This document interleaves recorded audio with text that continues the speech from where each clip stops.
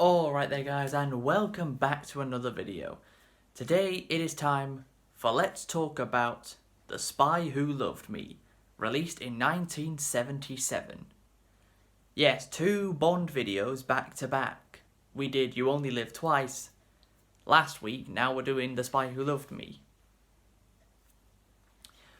Straight off the bat, some interesting trivia about this movie. Trying to get a director for this movie was actually quite difficult for the producers, because Guy Hamilton, who had been directing the last few Bond movies, wasn't part of this, because he was busy on the 1978 Superman movie, only for him to get replaced on that and not be the director at all of that. They even asked Steven Spielberg to direct it, but he turned it down. Of course, basically, if you want to know what a Steven Spielberg Bond movie would look like, just go watch Raiders of the Lost Ark, which is basically what it is, which is basically Steven Spielberg's idea of a Bond movie. Yes, Indiana Jones was originally created as sort of an American version of James Bond. That was the initial idea behind the character. But in the end, they managed to get Lewis Gilbert to direct the movie. He also happened to direct You Only Live Twice, so that's just a coincidence that I'm covering the two movies that he directed.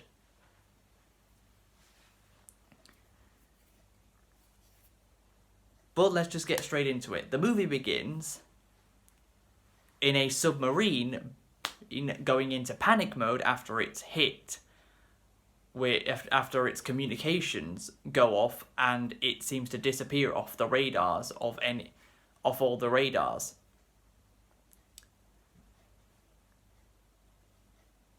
This also happens to a Russian submarine, which is this is what later on in the movie creates the Anglo-Soviet collaboration, as they call it, where the British Secret Service and the Russian Secret Service actually team up for once.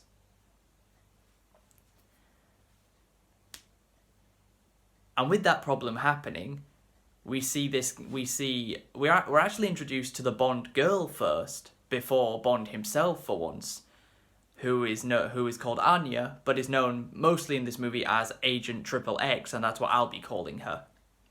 Played by Barbara Bach, and oh, damn, she's damn pretty. If you've seen the movie, of course you'd know that. So she's in a bed with basically a Russian version of James Bond, and she gets told that she has a mission to do, and when this is happening, they're in Austria, and the Russian Secret Service call the British Secret Service, specifically M, and tell him what's happened. So M says, we'll get our best man for the job. Moneypenny, where's James? On a mission, sir. Well, tell him to get back here. Meanwhile, Bond himself is doing exactly what Triple X was doing in a bed with a woman. And a pretty neat little gadget is Bond was way ahead of its time in terms of messages coming through your watch. But instead of it actually being on the watch itself, it's a message that comes out on like a little strip that tells him to get back to HQ immediately. So Bond puts on a yellow ski suit and skis down the mountain with the Russian goons chasing him down, in what a lot of people say is the greatest stunt in all of the Bond franchise, where the stuntman jumps off the mountain, does loads of flips, and then pulls out a parachute of the Union Jack. People also see this as the most patriotic Bond movie of them all. Yeah, good luck trying to get patriotic Bond nowadays. You've got no chance. Bond only kills one person in this, and it just so happens to be that Russian guy that Triple X was with at the beginning, which comes into play a little bit later on. So Bond goes to Egypt, specifically Cairo, which Indiana Jones also happened to go to in Raiders of the Lost Ark. Can you see how Steven Spielberg took a huge amount of inspiration from Bond when making Indiana Jones?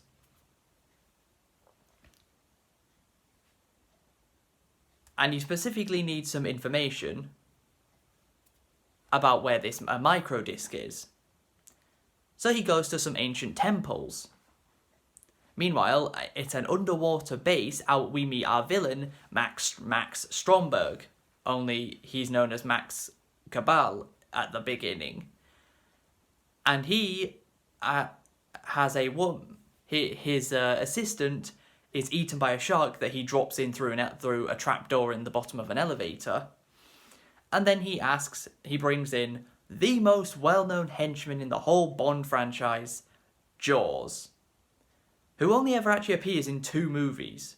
You'd think he'd have appeared in more with how popular of a henchman he is, but no, he was only ever in this one, and in Moonraker, which was the next one.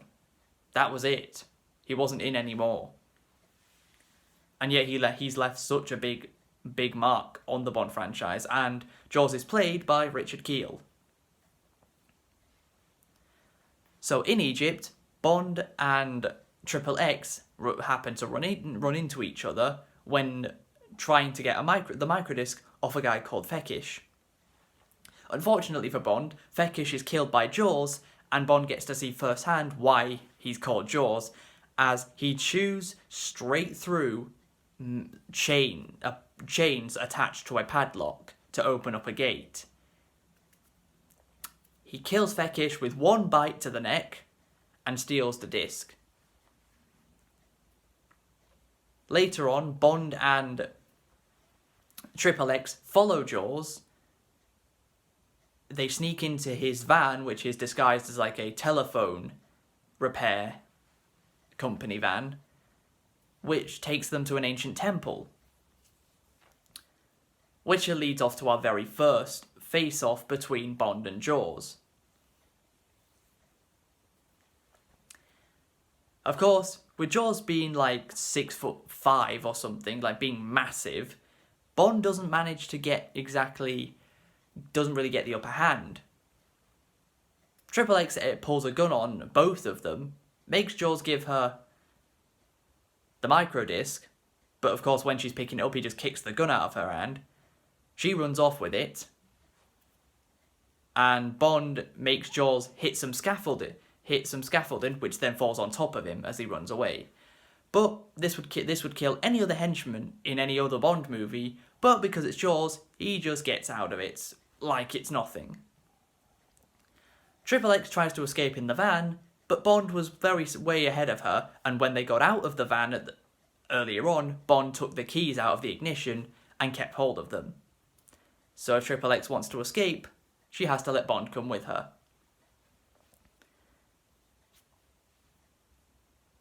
And Jaws catches up to them and starts ripping the van apart because he's so strong. Meanwhile, while she's trying to get away from him, Bond is constantly making snidey remarks to her, such as, try putting it in reverse, that's backwards. Of course, Roger Moore's Bond was known to be a lot more comedic than Connery's Bond ever was. That was the way he was written, with very cheesy pun lines, and there's a lot of those.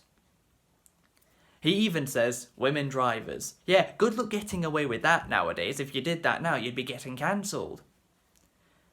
But this movie came out 46 years ago. It was fine to say it back then.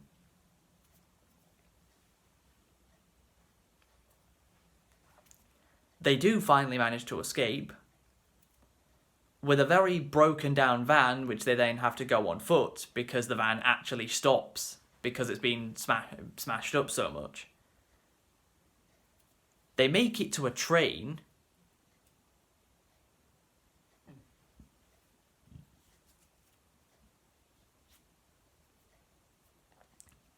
And this is where we get the second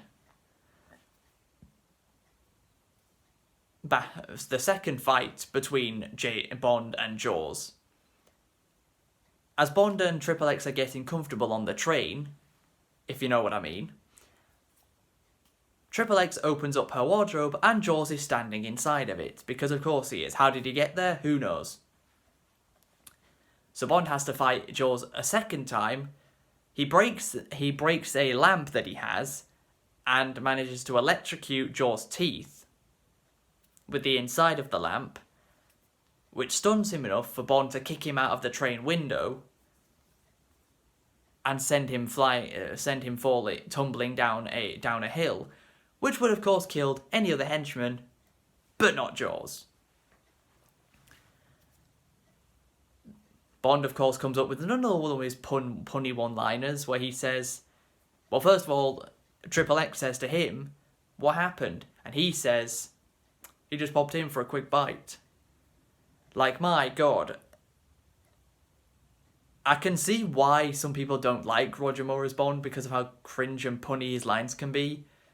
I, personally, I've only ever seen 2 movies of Roger Moore's, Live and Let Die and this one.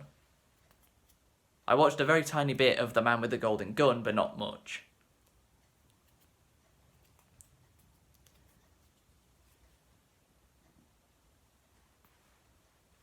Afterwards, they realise that they need to... Egypt is no longer where they need to be, and they need to head off to Italy.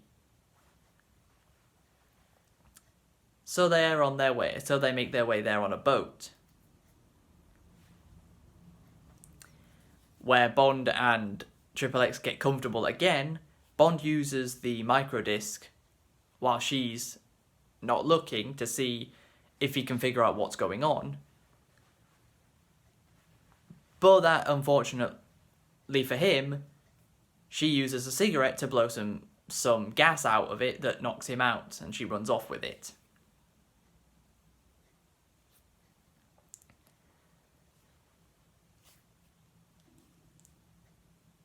The two of them even end up pretending to be husband and wife as they get called Mr. and Mrs. Sterling, to where they go to a hotel, which leads them to ending up at Stromberg's base. But before that, the two of them end up happen to end up at a ancient Egyptian temple, just similar to the one they were in earlier, but this time it's got M's office in it. This started a common trend with the Bond movies where M just had random offices in different parts of the world. How were they made? No one knows. But of course all the new and different gadgets are being tested out, just like every time Bond ends up in M's office, or where Q is testing all the new weaponry and gadgets. And this is where the Anglo-Soviet collaboration gets officially made official. As they find out that Stromberg has a laboratory in a place called Sardinia. So Bond and Triple X make their way there.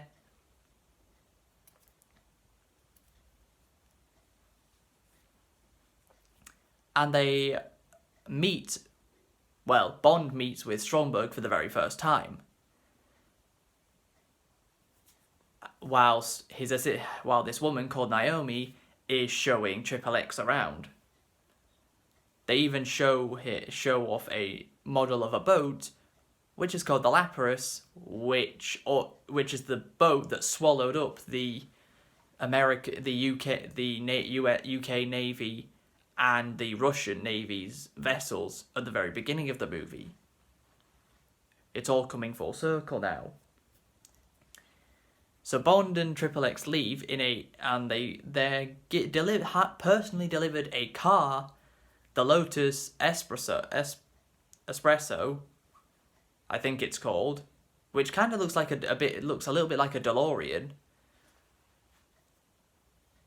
And it's personally delivered to them by Q. And as Q's about to explain to Bond what all the gadgets and stuff the car has, Bond says, Q, have I ever let you down? And Q says, frequently. The two of them set off, and they're being chased by some cars.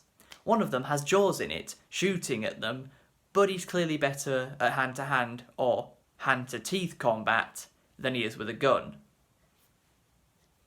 Then a helicopter starts chasing after them. Who's driving it? Naomi is, of course.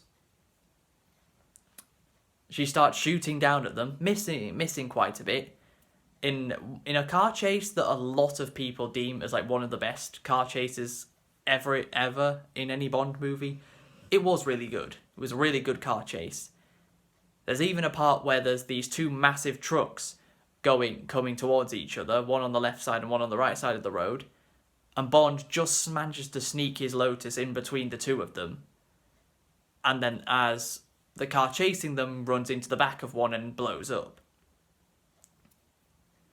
Bond then drives the Lotus straight into the water because this car doubles as a car and a submarine. A scene you may be more familiar with that's similar to that is at the beginning of Cars 2 when Finn McMissile does exactly the same thing.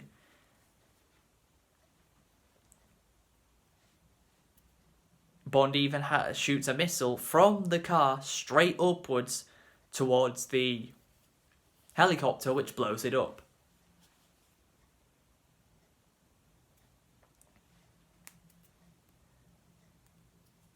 Bond and Triple X make it to an American submarine as they're joining as the American Navy have decided to help out with this mission. And that submarine also gets swallowed up by the Lapras, just like the UK and Russian ones did at the beginning. Bond and Triple X are personally taken to Stromberg, who takes Triple X as a hostage and leaves, whilst Bond finally starts taking out some of the goons and the US Navy, and then there's a big shootout with like bullets, explosions, grenades, all of that. Basically, there's a similar shootout to the one that happened in You Only Live Twice, very similar to that one. Stromberg makes his getaway with Triple X and a couple of goons in a speedboat. Meanwhile, Bond just so happens to have a jet ski, a DIY jet ski in his luggage that he can just make, and the Bond theme kicks in as he's on his way.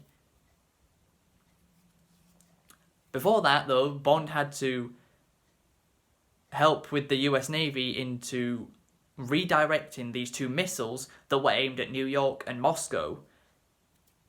But the US Navy managed to reprogram them in time to fire at each other and blow each other up, which is what happened.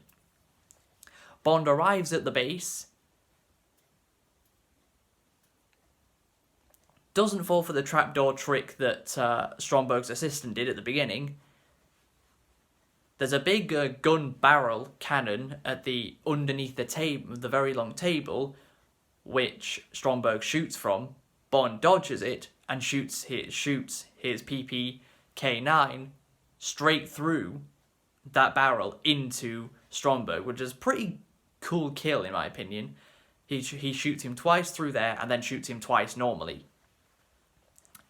Then he has the third and final showdown with Jaws. And it's in the same place where that woman, the assistant, was eaten by a shark earlier on. It's just the land portion just above the water. Bond sees a magnet and knows that jaws are made of metal. So he decides to use the mechanism to pull down the magnet, makes Jaws look up at it, and his teeth attach to the magnet. because they're made of metal. He drops him into the water with the shark, and Jaws does to the shark what you'd expect the shark to do to him. Jaws kills the shark by biting it. Do you feel like the movie Jaws from 1975 gave this movie any inspiration? I mean, think about it, there's a shark and there's a character called Jaws who kills people with his teeth. He then even kills the shark with his teeth.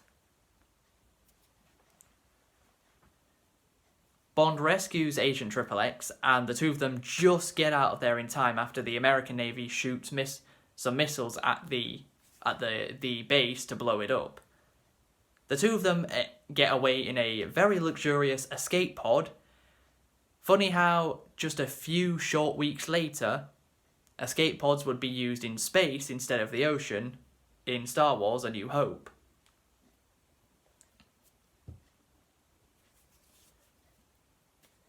When they arrive back at the base,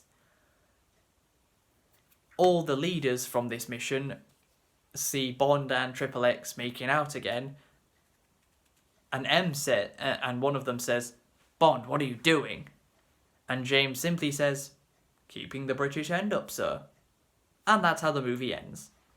Overall, I quite enjoyed this movie. I haven't had enough time to think whether I prefer it to You Only Live Twice. But it was really good. I really enjoyed it. Barbara Bach may not have been the most talented actress ever, but she certainly has the looks down for a Bond girl. And that is all we have for today. I hope you guys have enjoyed. If you have, please be sure to leave a like, subscribe if you're new, and until next time, catch you later.